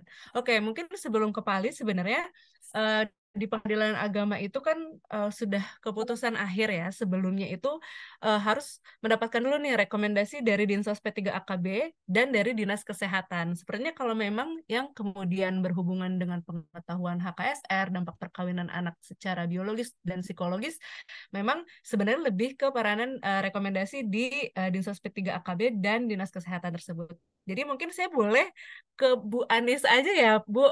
Mungkin bisa dijelaskan ini tahapan pemberian rekomendasinya seperti apa sih gitu, supaya anak ini mengetahui gitu dampak perkawinan ini secara biologis maupun psikologis. Silahkan Bu Anis. Ya, terima kasih. Jadi proses untuk pengajuan itu dimulai dari level paling bawah.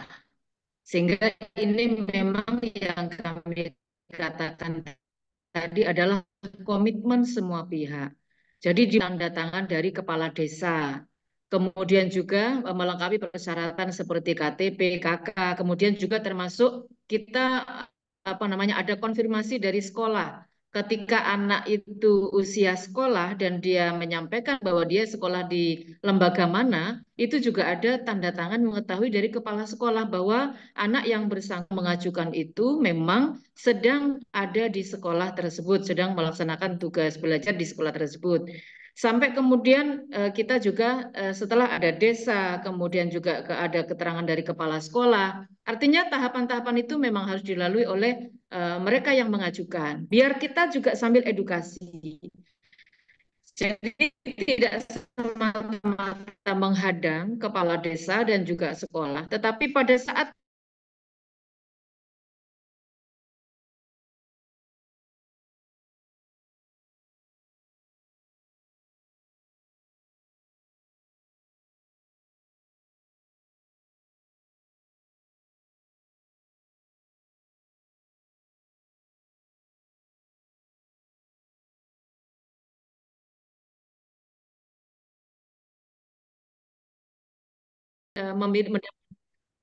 itu adalah juga yang bersangkutan. Sampai kemudian setelah lengkap, kita masuk ke dinas sosial dengan segala persyaratan, itu masih kita edukasi lagi orang catinnya, calon suami dan calon istri, kemudian juga orang tuanya kita edukasi. Ternyata rata-rata anak itu ketika ditanya, kamu yang mau nikah, yang kepengen siapa? Nah, rata-rata itu adalah orang tua. Kemudian kita edukasilah orang tua. Jadi di Dinas P3KB juga MOU Mbak Desrina kita dengan RSUD, dengan psikolog RSUD, kita juga MOU dengan psikolog Sekar Kijang, Sekaresidenan Besuki dan Lumajang. Tidak hanya untuk pendampingan atau psikososial kepada calon pengantin saja, untuk asesmen kepada mereka, tetapi kita juga untuk pendampingan psikososial yang lain di sekolah-sekolah. Jadi kita tidak hanya menghadang, tetapi juga kita mengedukasi lewat sekolah, lewat pengajian, majelis taklim. Ada puspaga. Hari ini alhamdulillah kita sudah akan meluncing sekurang 50 puspaga, pusat pembelajaran keluarga. Yang itu juga diinisiasi oleh tim Rutgers yang ada di Kabupaten Bondowoso. Terima kasih sekali lagi Rutgers, Nengdin dan kawan-kawan. Ini yang menginisiasi supaya terbentuknya puspaga, supaya ada edukasi itu sampai level terkecil di desa itu mereka mendapatkan pemahaman itu sehingga kita pastikan. Kami juga kerjasama dengan konsorsium perguruan tinggi, ada Ubaya, ada ITS, ada UNED yang mereka diturunkan mahasiswanya ke sekolah-sekolah supaya anak-anak itu tahu. Dan ternyata ketika kami sekaligus tadi menjawab apa yang disampaikan Pak Nur, bahwa dengan adanya dispensasi kawin yang diperketat, apakah tidak ada kemungkinan nikah sirinya itu adalah lebih tinggi? Kami memang tidak bisa memastikan. Tetapi ketika kami turun monitoring ke kecamatan, ke desa, hari ini kita sedang monitoring di kecamatan se-Kabupaten Bondowoso. Kami tanyakan secara ya setidak-tidaknya penelitian kualitatif lah ya, karena kita tidak tahu angka pastinya. Saya tanyakan, apakah masih ada di desa ini yang tunangan sebelum 19 tahun? Mereka rata-rata mengatakan sudah tidak ada. Ya, tidak. Adapun itu angka signifikan. Artinya dari testimoni yang disampaikan oleh kepala desa, oleh BPD, Ibu PKK, GOW, kemudian juga anak-anak yang kita tanyakan, mereka sudah nggak mau lagi, sudah untuk ditunangkan oleh orang tuanya. Emang masih ada beberapa. Dan terima kasih Pengadilan Agama Bondowoso ini mengambil kebijakan juga bahwa untuk anak-anak yang menikah siri di bawah 19 tahun tidak akan memproses pengajuan isbat nikah sebelum mereka di atas 19 tahun. Itu juga langkah yang sangat strategis menurut kami, sehingga orang sekarang juga agak keder mau nikah siri. Toh nanti mau ngajukan isbat juga nggak boleh kalau sebelum 19 tahun. Demikian Mbak Desrina. Iya, terima kasih Bu Anis. Jadi begitu ya, memang sebenarnya sudah komprehensif sekali nih pengetatannya gitu ya, baik dari sisi agama di akhir tuh ya ketika di pengadilan agama, tapi kemudian dari mulai sekolah jika masih sekolah, dari kepala desa juga, terus ke kecamatan sampai seterusnya tuh berlapis-lapis, yang mana selain dihadang juga memang diberikan edukasi seperti itu ya, hingga di lapis terakhir baru kemudian bisa dilihat nih apakah memang anak ini sudah matang itu baik secara biologis, psikologis maupun secara agama seperti itu. Yang mana ini yang luar biasa sekali dari Kabupaten Bondowoso ya. Tepuk tangan semuanya. Saya merinding sekali tadi mendengar betapa uh, sinergi yang dilakukan oleh aktor negara gitu ya, khususnya dari pemerintah di daerah Kabupaten Bondowoso, juga kemudian dengan aktor sosial seperti tokoh agama, tokoh masyarakat gitu, dan bersama juga nih dengan organisasi-organisasi masyarakat seperti dari dengan Pak Nur ya dari Tanoker bersama dengan Power to Youth gitu, bisa kemudian eh, melakukan gebrakan gitu, yang mana ini berdampak ternyata terhadap penurunannya angka dari pengajuan dispensasi kawin itu sendiri. Luar biasa banget ini Bapak Ibu Izin Mbak sekalian. Desrina. Akhirnya Ya, sekarang orang tuh banyak bertanya, Rutgers itu apa sih? Karena memang di setiap acara selalu kita sampaikan, Rutgers, Rutgers, artinya orang tuh tanya, Rutgers itu apa sih?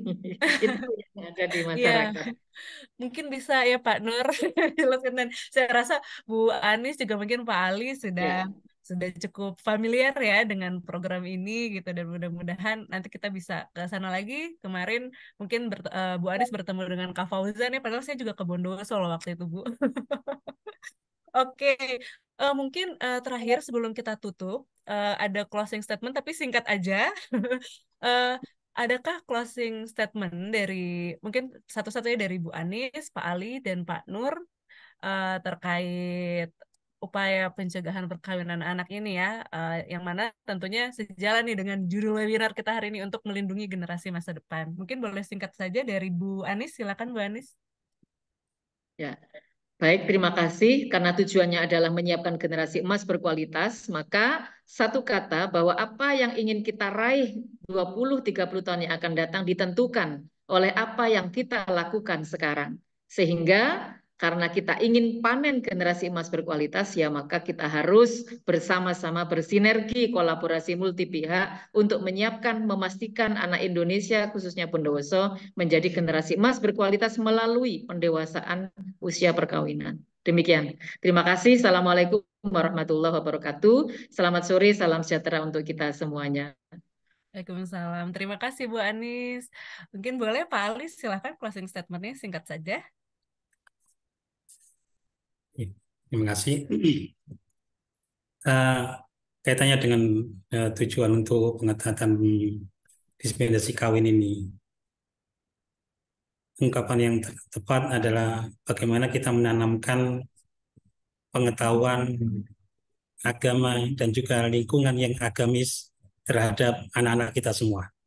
Berharap dengan pemahaman seperti itu akan tertancap pada dirinya bahwa nilai-nilai agamis itu yang harus diangkat. Tapi di samping itu, bukan semata-mata pemahaman agama saja, tapi terkait dengan program pemerintah harus dijelaskan kepada mereka bahwa usia batas minimal perkawinan adalah 19 tahun. Itu yang harus ditentukan. Tujuannya adalah memang untuk pendewasaan secara fisik dan juga pendewasaan pola pikir. Karena dengan begitu mereka akan memahami antara agama dan pemerintah ini bersinergi, sehingga apa yang dilakukan itu adalah tujuannya adalah untuk ketenangan, kebahagiaan mereka berdua. Itu aja. Terima kasih. Assalamualaikum warahmatullahi wabarakatuh. Selamat sore. Waalaikumsalam Pak Ali, terima kasih. Boleh Pak Nur, silakan closing statementnya singkat saja. Masih di mute Pak Nur. Oke, yang pertama, karena kami bisa bersinergi dan berkolaborasi dengan mantap ya di Bondowoso, sehingga kita terjadi akselerasi gitu ya. Jadi percepatan itu yang luar biasa, karena tidak mungkin bisa terjadi akselerasi gitu ya, sampai terjadi ada MOU macam-macam kalau tidak ada sinergi dan kolaborasi yang genuine gitu di antara kita gitu. Kemudian yang kedua adalah Rutger itu kan ruang generasi sehat Indonesia gitu ya. Nah, itu sesungguhnya hadir dalam rangka untuk menghadirkan orang-orang muda yang berilmu gitu. Jadi ketika mereka memilih untuk tidak menikah muda itu karena mereka punya pemahaman yang lengkap gitu ya, dari aspek agamanya, dari aspek apa kesehatannya, sosialnya, dan juga pendidikannya gitu. Nah, gerakan-gerakan ilmu itulah yang apa kita dorong terus sehingga anak-anak ini bisa menjadi pelopor gitu. Makanya kami juga berterima kasih kepada Bu Anies, kemudian Pak Mudor yang senantiasa membersamai kami gitu dalam rangka untuk mendidik anak-anak kita sehingga menjadi anak-anak yang bisa menjadi contoh untuk desa yang lain, dan tentu kami tidak akan bisa bekerja sendirian, tapi perlu ada dukungan dan masukan-masukan dari kita semua gitu, sehingga kita bisa menghadirkan Subhanul Yaum Ridal God. Jadi pemuda hari ini adalah pemimpin.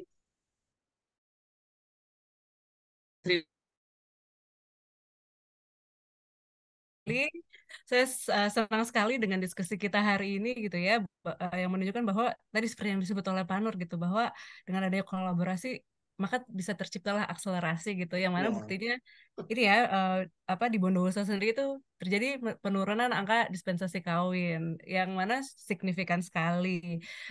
Dan ternyata memang harus melibatkan semua aktor kunci gitu ya, baik itu dari pemerintah daerah karena harus membuat kebijakan gitu yang memang dapat diterapkan di masyarakat, kemudian adanya aktor sosial seperti tadi sempat disebutkan gitu ya, adanya pemuka agama, tokoh masyarakat yang memang kemudian dapat mempengaruhi nilai-nilai yang dianut oleh masyarakat itu sendiri gitu. Kemudian dari OMS juga ya, organisasi masyarakat sipil, bagaimana kemudian mengorganisir masyarakat. Mungkin di sini contohnya adalah memberikan kapasitas gitu ya kepada masyarakat supaya dapat lebih memahami nih apa yang jadi uh, pemahaman mereka mengenai misalnya terkait undang-undang atau peraturan dan kebijakan yang ada, kemudian terkait nilai-nilai baik itu nilai budaya maupun nilai agama yang seharusnya maknanya yang benar itu seperti apa gitu, dan tentunya orang muda itu sendiri seperti yang tadi disebutkan Bu Anis tuh di awal, bahwa ternyata ketika ada sekelompok orang muda yang menandatangani gitu ya tidak akan menikah sebelum umur 21, ternyata itu menular kepada orang-orang muda lain di sekitarnya gitu, sehingga memang ini benar-benar kolaborasi para aktor kunci sih, sehingga bisa tercapai hal yang memang menjadi tujuan kita bersama, yang mana sesuai nih dengan judul webinar kita hari ini, yaitu lindungi generasi masa depan dengan mencegah perkawinan anak. Baik, eh, kita sudah sampai di penghujung acara. Terima kasih saya sampaikan kepada Bu Anis, Pak Ali, dan Pak Nur Hadi. Luar biasa sekali diskusi kita sore ini. Mohon maaf jika ada kata-kata maupun sikap yang kurang berkenan dalam diskusi kita hari ini. Semoga para peserta webinar hari ini bisa kemudian memetik ya pembelajaran yang disampaikan dari praktik baik yang dilakukan di Kabupaten Bondowoso dalam rangka pencegahan perkawinan anak melalui pengetatan dispensasi kawin. Seperti itu. Terima kasih sekali lagi dan selamat sore, selamat melanjutkan aktivitas. Assalamualaikum warahmatullahi wabarakatuh. Waalaikumsalam warahmatullahi wabarakatuh. Ya, terima kasih Bu Anis, Pak Ali, Pak Nur.